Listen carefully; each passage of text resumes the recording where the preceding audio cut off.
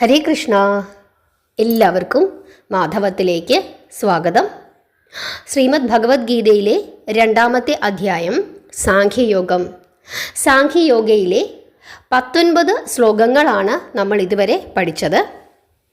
ഇന്ന് നമ്മൾ പഠിക്കാൻ പോകുന്ന ഭാഗം ശ്ലോകം 20. ന ജായതേ മ്രിയതേ വാ കദാചിത് ന്യായം ഭൂത്വാ ഭവിതാവാന ഭൂയഃ അജോ നിത്യഃ ശാശ്വതോ അയം പുരാണോ നഹ നൃതേ ഹന്യമാനേ ശരീരേ.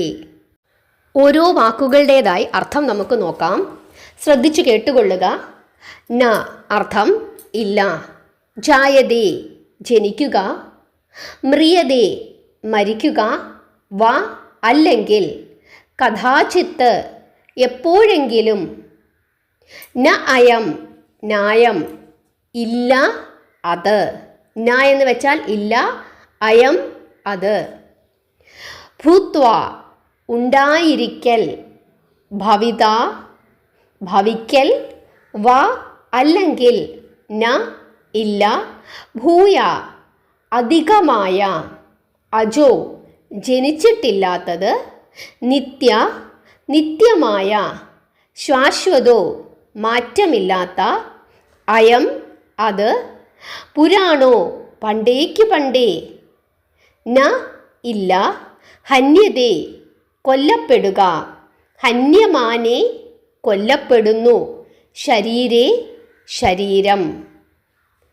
ഭഗവാൻ ശ്രീകൃഷ്ണൻ തേർത്തട്ടിൽ തളർന്നിരിക്കുന്ന അർജുനനോട് സാഖ്യയോഗയിൽ 20-ാമത്തെ ശ്ലോകമായി എന്താണ് പറഞ്ഞിരിക്കുന്നത്? ഇവൻ ഒരിക്കലും ജനിക്കുകയോ മരിക്കുകയോ ചെയ്യുന്നില്ല, ജനിച്ചിട്ട് വീണ്ടും ജനിക്കാതിരിക്കുന്നുമില്ല, ജനനരഹിതനും നിത്യനും ശാശ്വതനും പണ്ടേ ഉള്ളവനുമായ ഇവൻ ശരീരമില്ലാതാകുമ്പോൾ ഹനിക്കപ്പെടുന്നുമില്ല. ഇവിടെ ഇവൻ എന്നതുകൊണ്ട് ആരെയാണ് ഉദ്ദേശിച്ചിരിക്കുന്നത്? ആത്മാവിനെയാണ്. ഈ ആത്മാവ് ഒരിക്കലും ജനിക്കുന്നവനല്ല, അതുകൊണ്ട് തന്നെ അവൻ മരിക്കുന്നുമില്ല. ഒരു കാര്യം ഉണ്ടായതിനു ശേഷം പിന്നെ ഉണ്ടായതാണ് എന്ന് ഭാവിക്കുന്നവനുമല്ല. ഈ ആത്മാവ് ജനിക്കാത്തവനും മാറ്റമില്ലാത്തവനും നാശമില്ലാത്തവനുമാണ്. ശരീരങ്ങൾ ഉണ്ടാകുന്നതിന് മുമ്പേ തന്നെ ഉള്ളതാണ് ഈ ആത്മാവ്. അതുകൊണ്ട് തന്നെ ഈ ആത്മാവ് ശരീരം നശിക്കുമ്പോൾ നശിക്കപ്പെടുന്നും ഇല്ല. ഇവിടെ എന്തിനാണ് വീണ്ടും വീണ്ടും ആത്മാവിൻ്റെ കാര്യം ഭഗവാൻ പല പല ശ്ലോകങ്ങളിലായി അർജുനനെ പറഞ്ഞു മനസ്സിലാക്കുന്നത്? സ്വജനം എന്ന് പറഞ്ഞ് നിലവിളിക്കുന്ന അർജുനനോടാണ് ഇങ്ങനെ പറയുന്നത്. ഞാൻ എൻ്റെ ഗുരുനാഥനെ കൊല്ലുന്നു, ഞാൻ അങ്ങനെ കൊന്നാൽ എൻ്റെ ഗുരുനാഥന് നാശം സംഭവിക്കും.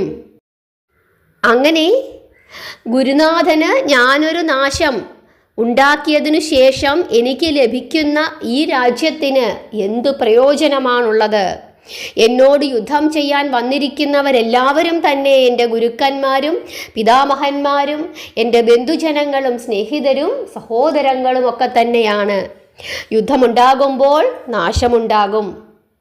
എൻ്റെ കയ്യാൽ അവർക്ക് നാശമുണ്ടാക്കിയതിനു ശേഷം എന്തൊക്കെ ലഭിച്ചിട്ടും എന്തു പ്രയോജനം എന്ന് പറഞ്ഞ് നിലവിളിക്കുന്ന അർജുനനോടാണ് ഭഗവാൻ ഇങ്ങനെ പറയുന്നത്. ഭരതവംശജ, അല്ലയോ ഭാരത, നീ യുദ്ധം ചെയ്യുക.